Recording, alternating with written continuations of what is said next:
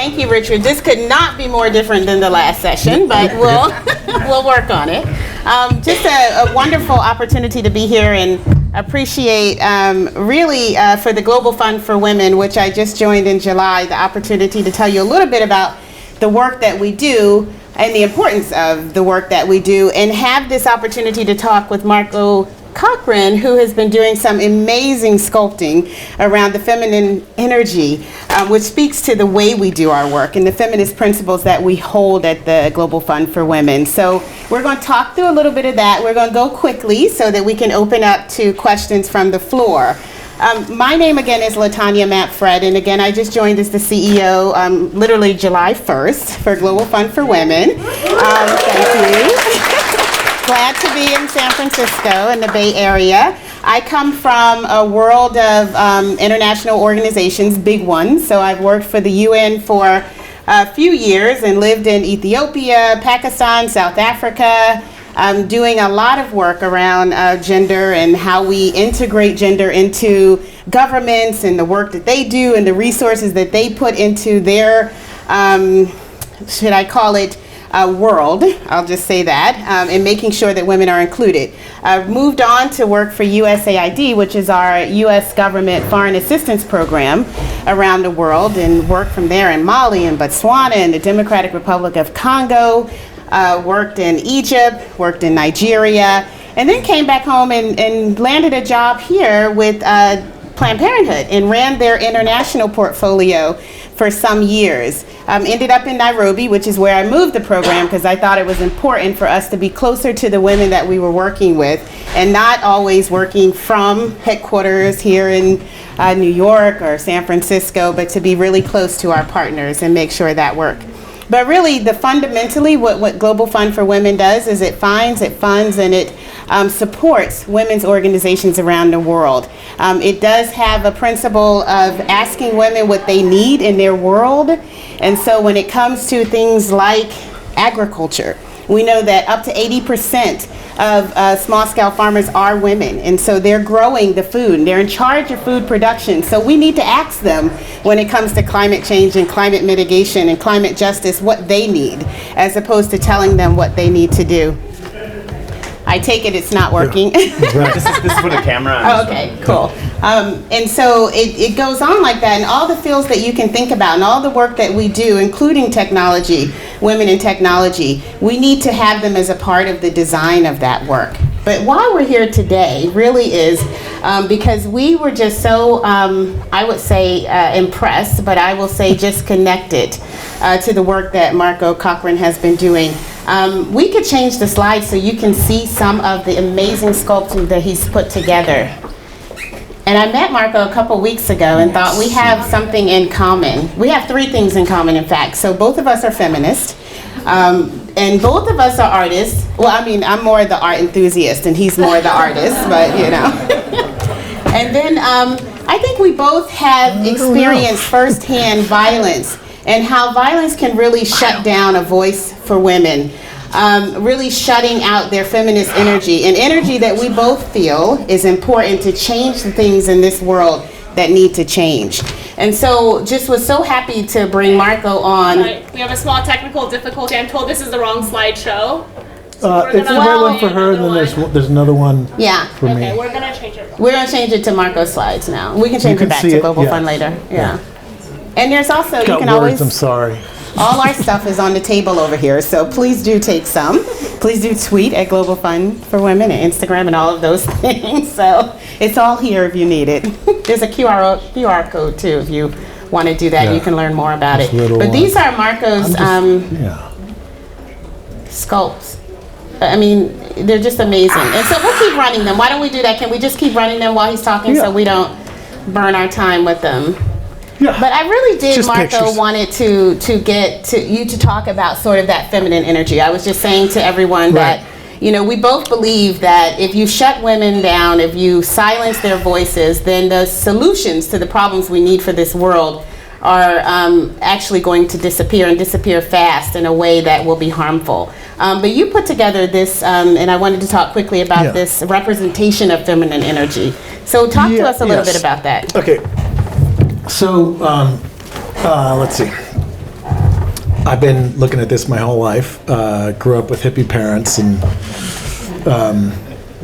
one of the things that struck me, and still does, is it seems like men and women cannot see each other very well. And another way of saying it is, or another way of thinking about it is like if a board has 30% women, it works better, magically. It doesn't seem like people know why that is. And again, it seems like, well, that's because we can't really see each other. And so I put I got to figure out what this is. Why is it that we live in the same world, almost like the last talk, like we live in virtual realities that there are areas where they don't overlap. And you're like, what? How could you not see that? Mm-hmm. Like, come on, it's right there. And it happens a lot. I think it happens in business and it happens in the world. And here's why. Here's why I think. I'm not saying it's true, but here's the visualization. So I got images of this for months, and I couldn't figure out what I was looking at. And it ended up that what I was seeing was an electromagnetic field, which you can see this.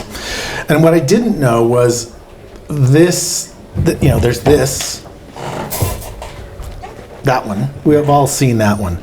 But there's also this one that goes around the middle of that one. And that's when I went, oh, that's male energy right there. Because my experience of being a male is I have very few things that I'm focused on. It's very simple what I'm doing. I'm in a relationship with my center or with any center. I mean, you could tell boys from early on, like, your job is to die for your country. And almost all of them will go, okay, cool, whatever. That's pretty crazy, and to have most people say yes to that is like, wow, well, how could that possibly be true? And I often think women go, well, that's not really true. And men go, yeah, it actually is really true. I mean, look, it's happening all the time. So, then I looked at, okay, what's this? And I was like, okay, I'm talking to women going, what? Okay, it looks to me like, so this is the physical body, the copper. That there's this energy that's going around like this, and you're aware of outside of your body, which would be like children or society or whatever. And there's actually a lot of information being taken into account. And it's running this way. Now, this is just a visualization, but it's running this way, and the males is running this way. And I thought, okay, that might be it.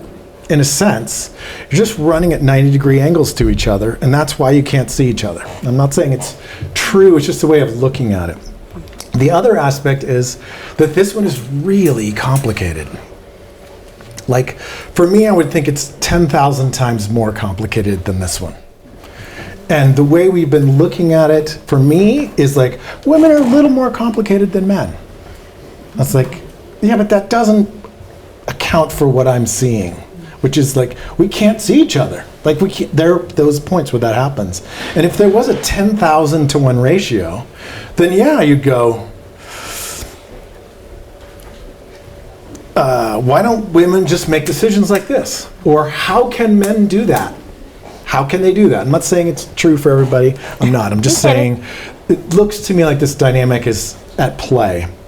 And the reason why this can make a decision quickly is it's not taking anything into account except for the objective. And I'm serious. It'd be like, who do we have to kill to get a glass of water in here? Well, that is a real question that's being asked in real life. Like, how much would we spend on military? Everything. Well, come on. That's ridiculous, except it's real. Well, let me ask you. I want to break in on the peace issue because it really does speak to sort of the principles and values around feminism. And one of the things that I learned when I came to Global Fund for Women, it was about I think Lima Gabawi. Are people familiar with her from Liberia? And Global Fund seeded her work. And if you know her story, she actually took a group of women from Liberia while they were doing the peace talks in Ghana, and they actually tied hands together and circled that building where the peace talks were happening and would not let those people out of that building until they came up with a peace talk. And this is after a decade of war in that country. And it just spoke to sort of the feminine energy, and there were no women in that room. Right. But they were saying, you're going to come up with something, or you're not going to come out of here. Right. And they were very serious because they were tired of war in their country.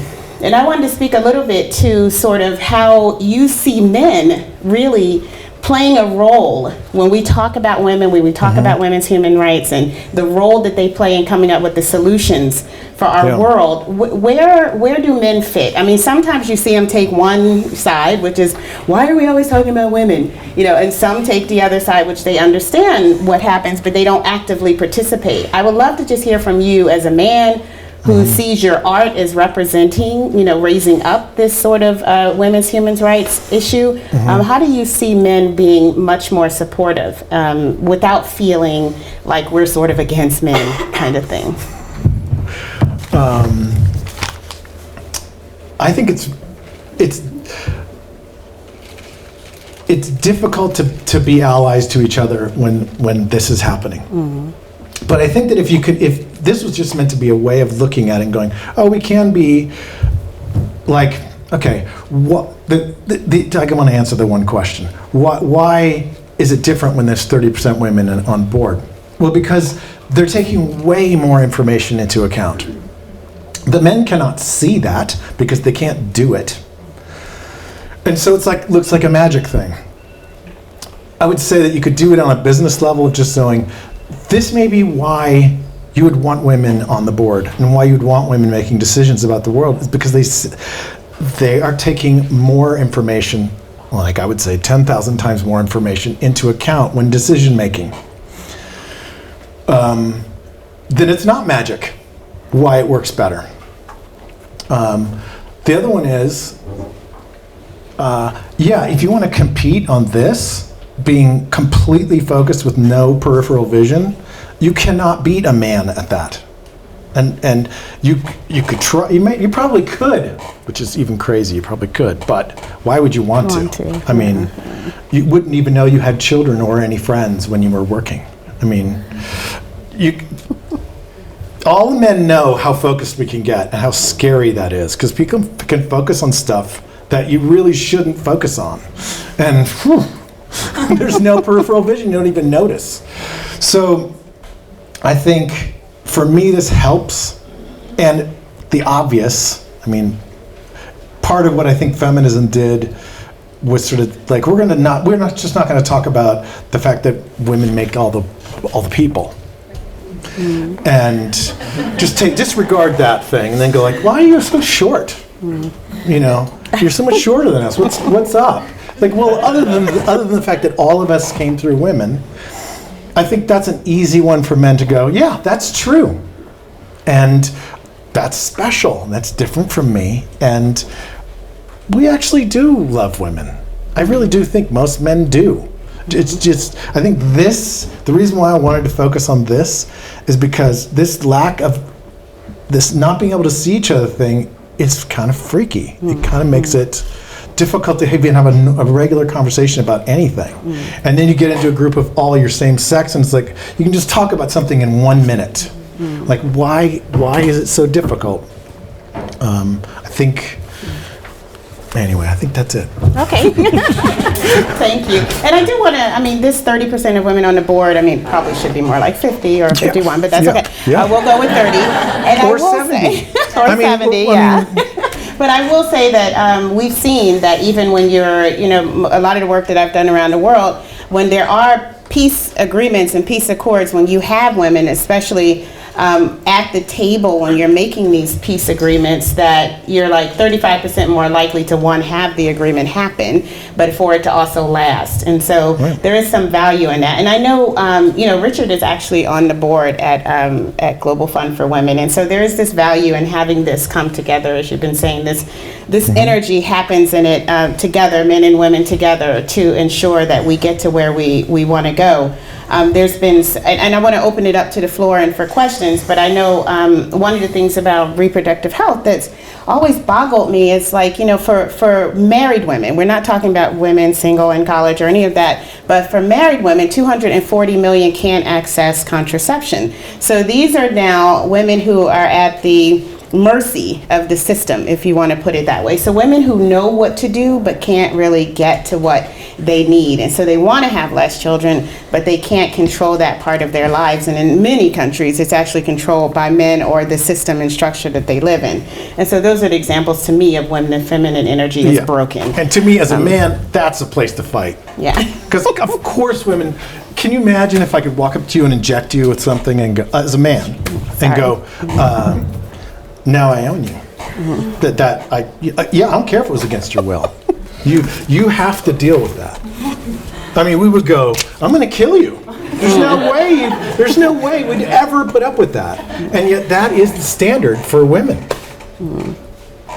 That's totally unacceptable to me. So let's open it up. Please, any questions for Marco, anything that I can answer? So we'll start here. Does she need the mic or she's... Okay. Say it loud. Okay, I can restate it. Okay, got it. Yeah. So I think this is really interesting, but I wonder how it accounts for the fact that increasingly we're recognizing that gender is a spectrum and it's not really like man and woman, and that everyone has some sort of combination of masculine and feminine energies within them. So there's that's this middle one. Right. So is this more about equipping women and equipping men to be allies of women, or is it more about bringing out a particular type of energy in everyone that everyone has to some degree, depending where in the spectrum Both. you fall? That we Both. come to the middle. Yeah. Yeah. Yeah.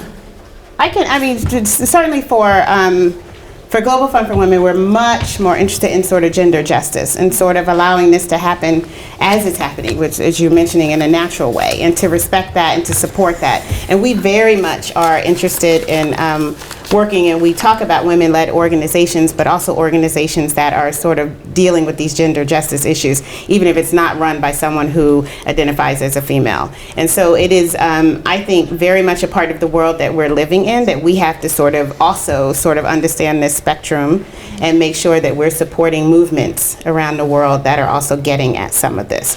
And it's been difficult here in the US, let's just say, so it's even more difficult in some of the developing countries where we work.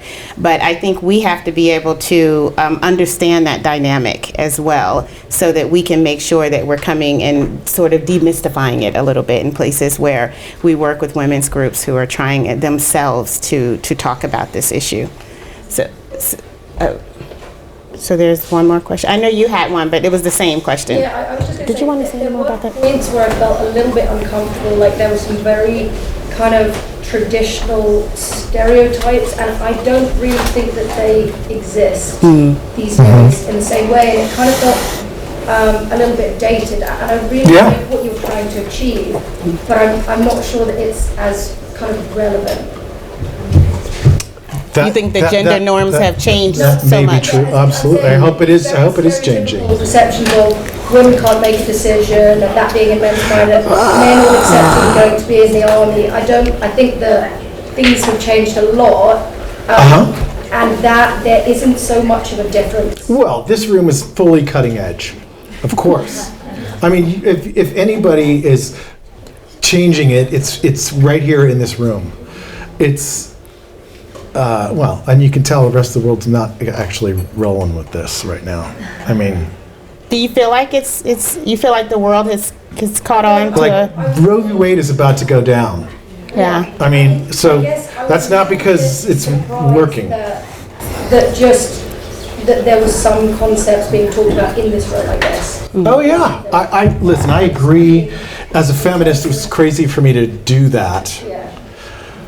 But here's the thing for me is when I ask people, why is it that when there's 30% women on board, it works better? Why aren't the companies more successful? And I didn't get any answers. Like, okay, why aren't we studying that then? Hold on. Yeah. can't see women at all and things like that. And I think that maybe that existed, in the 1900s when it was like women are on one side of the church and men are on the other. But I'm really surprised if people do really feel that it is that extreme a case nowadays. Well, I'd say in a relationship, if you're in a relationship, there are times when you go, what? To your mate, like, what? Wait a minute. Like, I don't get what you're thinking. That happens all the time. It happens in any kind of relationship. What I'm saying is, I just think it's important to maybe look at structural, there are brain differences. I don't know if you're saying there's no such thing as gender, then, No, I don't think what's that's what you're saying. Whatever. Yeah. Between sex and gender. Right. And I don't want to confuse the two, is probably my selling point. Well, I hope the world ends up where you're at. And I think what Marco is saying is his art is trying to move us in that direction. But I do want to say, though, I think, we are progressing with some of those philosophies, but we have an opposition that is really trying to regress us. And so in let me say this. There's male energy that all men know is okay, not everyone, I won't say everybody. Pretty much everybody does get, like, I want all the money and all the women. Right? That's a thing within us. And I don't think women are sitting around going, I want all the money and all the men. And what you're competing against is somebody who wants to dominate the world. And so you have to do something to counter that. What do you think, Richard? I want to, If you don't think I don't know about that. Really? We're all different, but In the world? there's certainly that energy out there in the world sometimes. But for instance, if I look her focusing, she can focus better than most other men that I've ever met. So definitely one of the things that I've seen is in terms of focus, you can dive all in. Well, and some of the most competitive people I know are women. To be honest. So I definitely get what you're saying, but I do want us also to realize that we are a special group, and I think Marco was leading to this, because I've worked in, 15 countries, and I would say none of them are able to have even the conversation that we're having right now. So the norms, the gender norms from the 1900s that you're talking about still exist very much in other parts of the world. And I don't want us to forget that, because we do have the privilege of having this conversation where in so many places we cannot.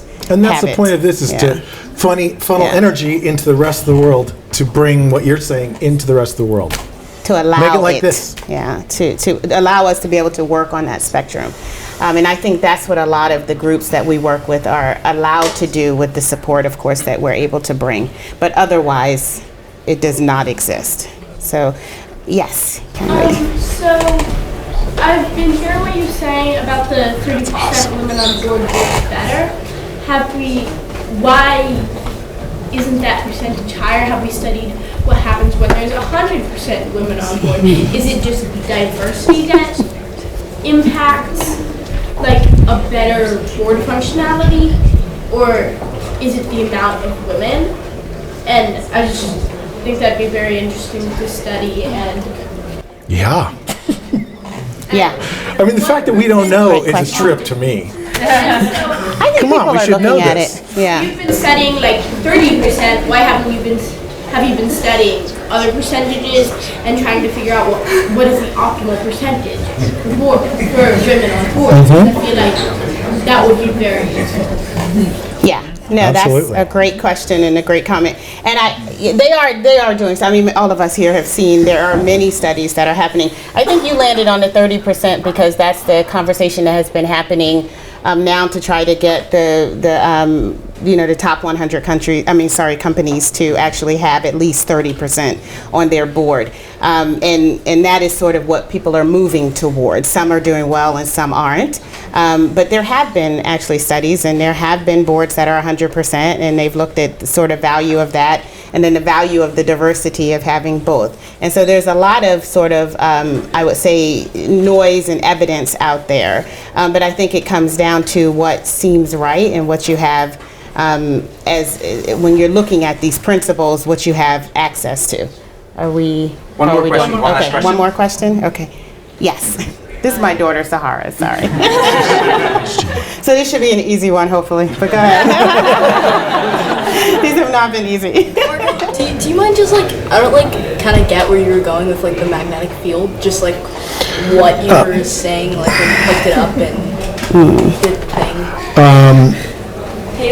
It's a way of processing She's information. asking about the magnetic field of the visual of that Marcos had brung. She didn't quite understand what that means. It's like this is two ways, or it's really one. It's a magnetic field is one thing, but it's like two ways of focusing, either here or here, how you process information. And one is looks linear, and the other one looks more like a sphere. It looks like a tokamak. It looks like a what? A tokamak. What's that? A topomac? Okay. Toroid. Yeah. You have to show that to us. Okay. So you want me to close? Okay. Yeah. So let me just close by thanking Marco for the work he's done, And thank you. and for Richard for giving us his home.